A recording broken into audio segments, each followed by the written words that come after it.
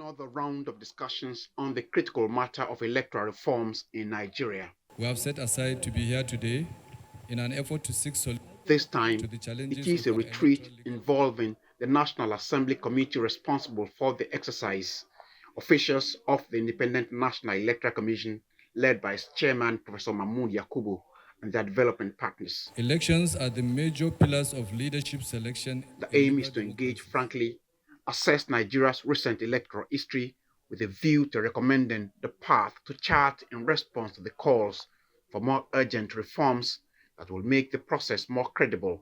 This engagement is not only timely but necessary as we continue to assess, strengthen, and refine our electoral process to ensure that they remain credible, transparent, and reflective of the people as electoral integrity.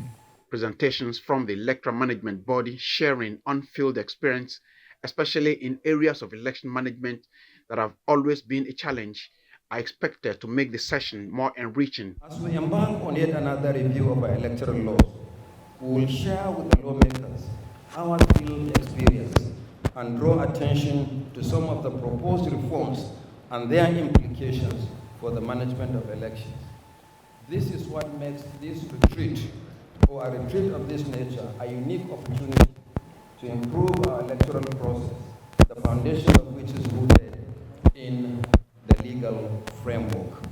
The last general elections in 2023 generated heated controversies that dragged the process up to the highest court to determine the final verdict. Some of the issues that fueled the controversies already provide a clue for the deliberations here. Our focus over the few days will be on reviewing proposed amendments to the Electoral Act 2022, a legislation that has already marked a significant milestone in the conduct of elections in Nigeria, especially the introduction of beavers for the 2023 election. Electoral reforms, when thoughtfully developed and broadly owned, can play a very decisive role in building confidence, promoting trust in the electoral process, and advancing a more inclusive democratic process in Nigeria.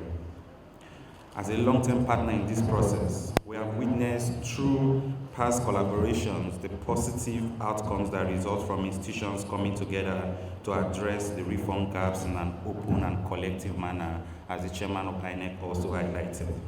And this is demonstrated by the approach to today's program.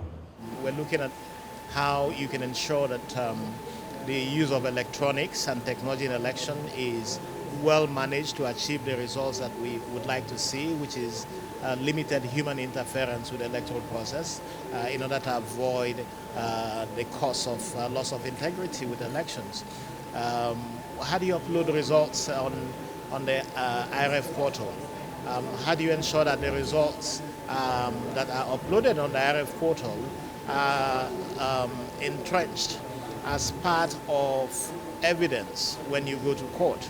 How do you ensure that Inec certifies those results and it can be used?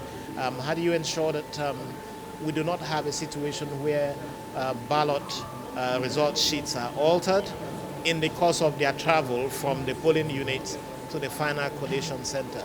The collaborative effort by all the stakeholders, starting from the National Assembly, the Inec and our development partners, is cogent, because no nation will prosper without having a very good and robust democratic system. That starts from the laws and to the participation of all the stakeholders to enable the system workabilities, produce the expectations of all and sundry. Nigerians certainly will be watching, waiting and expecting that some of the obvious issues of concern tainting the country's elections are captured and addressed not only here, but in the document that will finally emerge as discussions gradually tilt towards the 2027 elections, though still 2 years away. Tokunbo Oyetunji, Arise News.